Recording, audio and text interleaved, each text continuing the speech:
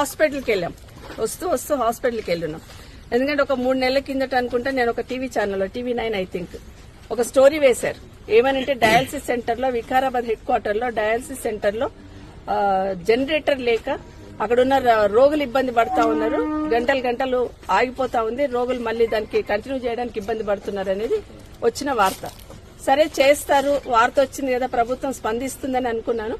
కానీ ఇప్పటికీ కూడా అక్కడికి వెళ్తే ఇప్పటికీ కూడా జనరేటర్ అనేది గ్రౌండ్ చేయలేదు.